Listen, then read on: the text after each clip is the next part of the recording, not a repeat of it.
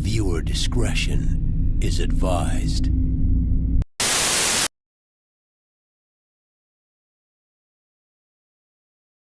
Detroit Red Wings. Don't think you are exempt from this exercise. The streak is over, and before that you were god-awful from 1967 to 1987, only making the playoffs 4 times in that stretch. Way back in 42, you blew a 3-0 lead in the finals. Cronwall got a suspension for Game 7 and cost the team maybe its last run for a long time. And then Babcock bolted out of town faster than a college football coach whose team has been hit with a few recruiting violations. And so did Datsuk. And now you have Jeff Blashill. Good luck with it. Late Mike Ilitch's estate owns the Red Wings, and he built his empire in the fast food industry. I seriously have never heard anything bad about Mike Ilitch from the Detroit faithful. The pizza, however. The NHL's newest stadium, Little Caesars, was open last year. The state-of-the-art facility was so nice, the Pistons decided to leave the aging Palace to come play in the Pizza Dome. The outside of the stadium features murals, the ceiling is lit, there is a beer garden, this cool sculpture, it has a Corvette driving up a wall, and even the manhole covers are sweet.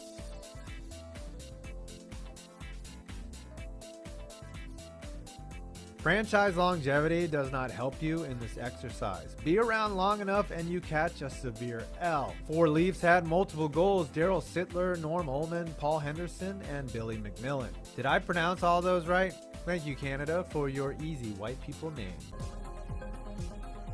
Some cheating is nasty and some is outright clever. It's been long speculated with anecdotal evidence that the boards at Joe Louis during the 90s and 2000s were extra springy so the players could get better bounces. And I guess that's helpful when you're playing the weak side lock. What is confirmed is in 1996 and 1997, Scotty Bowman would have the visiting locker room painted before games during playoff series, giving off a pungent, distracting odor. I smell what you did there.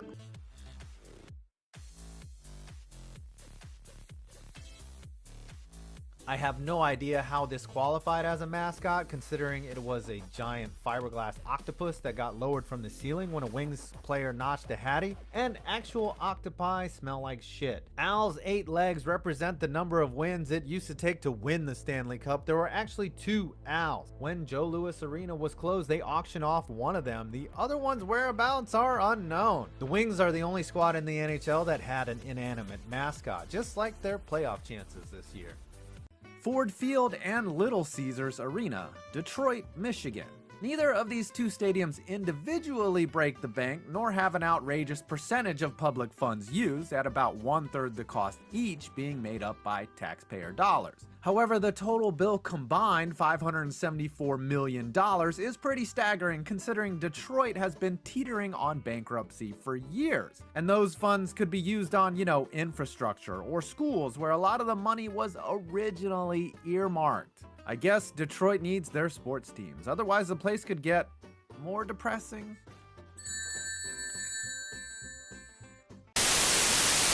On June 9th, 2009, the Red Wings were in Pittsburgh, 60 minutes away from their 5th Stanley Cup in 13 years. This team had continuously raised and matched massive expectations as they became a regular favorite to win the Cup. It began with a playoff appearance in 1991. By 1995, they were in the finals where Detroit and the entire hockey world were stunned by the Devils. A year later, they were back in the Western Conference Finals, losing to the eventual champion Avalanche. But all of that led to Detroit winning back-to-back cups in 97 and 98, the franchise's first of the modern era. And by 2002, they were back, beating the Hurricanes to win it all again. In those 3 championship years, the Red Wings only lost a single game in the finals, as Carolina was the lone team to avoid a sweep. And after again reaching the conference finals in 2007, they returned to form a year later and beat the Penguins to claim the cup. Their new leaders, Henrik Zetterberg and Pavel Datsuk, had learned under, then replaced, some of the guys that started it all. Parts of the original core remained: the grind lines Chris Draper and Kirk Maltby, Thomas Holmstrom, a career nuisance for opposing goalies, and the new captain, Nicholas Lidstrom. Still one of the greatest defensemen in NHL history, who was a year removed from winning 3 straight Norris trophies. He made life just a bit easier for Chris Osgood in the net, who rejoined the Wings in 2005 and became one of the heroes of the 2008 Cup. They were coached by Mike Babcock, who had returned the team to their championship-winning ways in just his third season. And in the front office sat Hockeytown legend Steve Yzerman, who worked alongside general manager Ken Holland to keep the roster a step ahead of the league and prevented them from ever needing a full rebuild. So in 2009, with 2 chances to close it out, not only did the outcome feel like a given, there was no end in sight for the Red Wings dynasty. But after dominating the previous matchup, in Game 6, Detroit found themselves down 2-1 in the closing seconds. And when this attempt from Datsyuk and Johan Franzen was snuffed out by a pile of Penguins, a Game 7 became necessary. In front of their home crowd, the Wings came out flat. They once again let the Penguins take a 2-0 lead, and although Jonathan Ericsson cut the deficit in half with 6 to play, they showed little urgency until it was nearly too late. With 6.5 seconds remaining, Detroit had one last chance. Staring at an open net, Lidstrom wasn't able to force overtime, and they were left to watch as Crosby carried his first cup and Pittsburgh began their celebration at Joe Louis Arena. While no loss is easy, there wasn't a real sense of panic in Detroit. Babcock made it clear they had no excuses and needed to simply do better. The players knew as much and recognized with the talent on the roster, they had reason to plan for a return trip. Their GM echoed this. The core was there, and they would be fine. And it wasn't just arrogance that guided that mindset. Comparing what they had done to the rest of the league made it more justifiable. The Penguins team that had just beaten them, while they made consecutive finals appearances, weren't that far removed from being in the league's basement. With Mario Lemieux hit by injuries while the team struggled financially, they played their way into the second overall pick. A year later, the lockout led to them winning the draft lottery and the Sidney Crosby sweepstakes. They managed to quickly build a new foundation, and most of Detroit's previous foes in the finals were nowhere near as lucky. A year after losing to the Wings in '98, the Capitals dropped 24 points and missed the playoffs. The Hurricanes followed up their loss in '02 by finishing with the worst record in the league. So while roster churn became inevitable for any team, with Detroit's identity set, they were far from being in a tailspin. Even when they were unable to re-sign their top goal scorer, Holland didn't panic. It would have been nice to keep Marian Hossa around, but he wasn't the sole reason the Wings had led the league in scoring by a wide margin. Hossa had come to Detroit with the sole intention of winning his first cup, ironically turning down a long-term offer from the Penguins to do so. But when he left, they still had 30 goal scorers in Datsyuk, Zetterberg, and Johan Franzen. Hossa's year with the Wings represented just one of the ways that Detroit stacked their hand. For opposing players, if you can't beat them, join them. Free agents had often come to Hockeytown in search of a championship. Brett Hull and Luc Robitaille signed on in 2001 and helped lead the Wings over Carolina. Chris Osgood returned to Detroit in 2005 and took over for a struggling Dominik Hasek in the '08 playoffs that ended with the Cup. It may not have always worked out, but the logic was sound. If you wanted to get your name engraved on the trophy, Detroit was a good place to do so, and the architect of it all was Holland.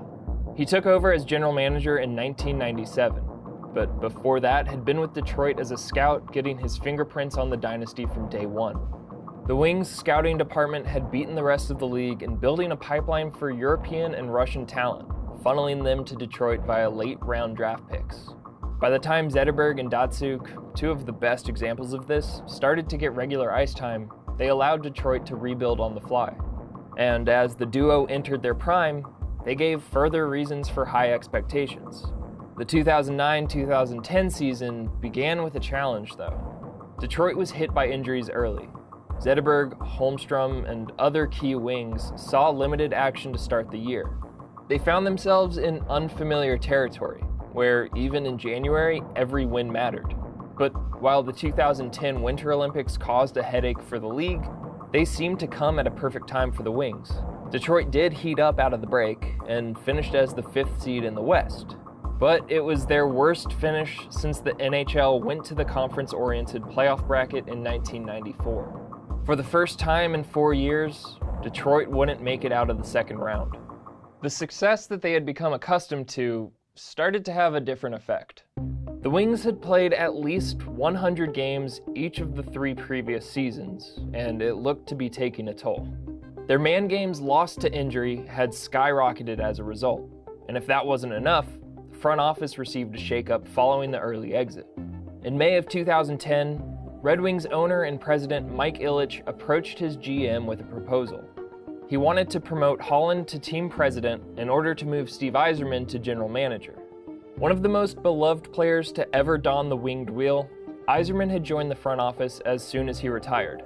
He gained additional experience as executive director for Team Canada, who was fresh off an Olympic gold medal. But for Holland, the move likely seemed more of a demotion. In his defense, he was still viewed as one of the best GMs across all professional sports. So when Ilitch suggested it, Holland told his boss, "I'm a general manager. That's what I was hired to do." Holland put the kibosh on the move, so Yzerman looked elsewhere. The Red Wings legend joined the Tampa Bay Lightning in the same position he had sought in Detroit. And while Yzerman was pointing out how long of a process rebuilding the Lightning could take, Holland was signing an extension to continue his dynastic vision. But even Yzerman couldn't make hockey in Tampa Bay a thing, right? With one familiar face already gone, others followed suit. The wave of retirements began with Kirk Maltby ahead of the 2010-2011 season. His final year had been derailed by injury, but over his 14 years in Detroit, he had played the role of agitator perfectly. A year later, Chris Osgood and Chris Draper retired, 2 of the key pieces both in the Red Wings championships and in their iconic rivalry with the Colorado Avalanche. With them went defenseman and locker room leader Brian Rafalski, whose time in Detroit was often overshadowed by Lidstrom. And even though they were able to convince their captain to stick around for a 20th season, it presented a problem being kicked down the road. On opening night of the 2011-2012 season, the average age of their defensemen was over 30, with only one guy younger than 27. By the playoffs, things wouldn't get better. They were the first team eliminated, falling in 5 games to Nashville for their earliest exit since 2003. That unexpected, tough loss was followed by a more expected but tougher one. On May 31st, 2012, Detroit's captain retired.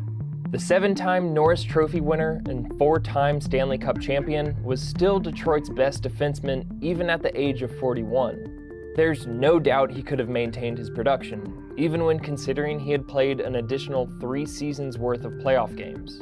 Management had convinced themselves they could keep Lidstrom coming back. Instead, his departure created a hole that couldn't be filled by just one player, or at least not by someone currently on the team. Holland looked to free agency for a fix, and chased that year's top prize. He offered Ryan Suter a deal that would have given him one of the longest and most lucrative contracts in franchise history. If the star defenseman wasn't enough, they also tried to bring in the other jewel of free agency, Suter's close friend, Zach Parise. But by 2012, the legacy wasn't enough for Suter and Parise to come to Hockeytown. While that happens, fans weren't used to the Red Wings being spurned, and especially not for a team like the Minnesota Wild. Sure, the pair was from Minnesota and Wisconsin, so it could be justified as players choosing to return home. But as Greg Eno put it, it was like ice cream losing out to spinach. And when Holmstrom retired the day before his 40th birthday, the need for incoming talent grew once again. One side effect of the big names passing on Detroit in free agency was they then scrambled to sign replacements who were often past their prime. In 2012, they inked Stephen Weiss to a 4-year deal worth $5 million per. They signed Daniel Alfredsson to a stopgap contract for the same amount, and a season later, the trend continued when Jonathan Ericsson was extended for over $4 million per year. These moves were being made by the man once lauded for his roster construction. He had slashed a $77 million roster down to 34 and routinely got players to take pay cuts and agree to hometown discounts. But the moves to extend the playoff streak caused Detroit's ceiling to lower, and the expectations shifted from finals favorite to just another playoff team hoping to get hot. At the end of 2014, Detroit failed to win at least 50% of their games for the first time since 1996. That sparked the first of back-to-back-to-back opening round defeats, 2 of which came at the hands of Yzerman's Tampa Bay Lightning. In the midst of that, they said goodbye to Mike Babcock, the coach that had led them to 2 President's Trophies and the 2 latest Cup finals. After failing to agree to an extension in Detroit, he signed a record-setting contract with the division rival Toronto Maple Leafs. His successor, Jeff Blashill, did extend the playoff streak to 25 seasons, but he immediately ran into newer versions of the same hurdles. Ahead of the 2016-2017 season, Datsyuk left the NHL in order to finish his career back home. While he was still one of the more talented wings, Datsyuk's age had been showing. Injuries forced him to miss time, and when he was out there, he rarely showed the magic that had helped bail out the team in years past. But for Detroit, his departure wasn't a major surprise. Holland knew it was a possibility even when he gave Datsyuk a 3-year deal 2 seasons prior. Regardless, him leaving put the team in a tough spot. They pulled off a trade that dumped Datsyuk's remaining salary on the actively tanking Coyotes, and Detroit actually gained a second-round pick and only dropped 4 spots in the first. This was part of a delayed shift in philosophy for Holland. He finally looked to stockpile picks instead of tossing them at rentals. But even he knew it was too late, and his future was no longer the guarantee it once was. Without Datsyuk, Lidstrom, Draper, Holmstrom, Yzerman, the Wings finally succumbed. For the first time since 1990, they failed to make the playoffs, and a year later, they one-upped themselves. Not only did they miss the postseason by over 30 points, but they did so with the oldest roster in the NHL. With the playoffs out of reach, the team finally admitted they were rebuilding. But the efforts made to keep the streak alive had hurt their ability to do even that. Bloated contracts caused difficulty in re-signing the young talent already on the roster, and the money guaranteed to the vets locked them into roster spots that prevented the youth movement from fully spreading its wings. And that was all before one more obstacle, set this time by their captain. Despite playing 3 straight 82-game seasons, Zetterberg's back wasn't getting any better. In the 2018 offseason, Hank was forced to retire with 3 years left on his contract. That meant Detroit would miss more than just his abilities on the ice. While some relief would come thanks to the long-term injured reserve tag, he'd still be on the books through 2021. But at least that means he probably didn't charge an appearance fee for the ceremonial puck drop to kick off the season. For the first time, the Detroit Red Wings looked nothing like the 2008 Stanley Cup champions. They missed the playoffs and failed to crack 80 points for a 3rd straight year. Long gone were the names that had buoyed the organization. Plenty of work was still needed for future success, but promise finally showed. By the end of 2019, the top 4 point scorers on the roster were all 24 or younger. Before the prior season, no Red Wings team since 1992 had even 2 of their top scorers under the age of 25. And whatever would come next, there would be at least one familiar face involved. On April 19, 2019, Steve Yzerman returned to the organization. Hockeytown's favorite son was finally named general manager, once Holland relented to a new position. But that arrangement didn't last long. Holland found a new home in Edmonton barely 2 weeks later. The final and most instrumental piece was gone. He'd taken over while they were on top, kept them there longer than most could have, and ushered in their downfall well before he was ready to admit it. The Red Wings proved success can be a dangerous thing. Considering its definition can change for a team and be different depending on the person involved, the pursuit can derail the future while the past blinds the present. It kept them from seeing their fate was sealed and there was nowhere to go but down. But when the Detroit Red Wings were good, they were really, really good.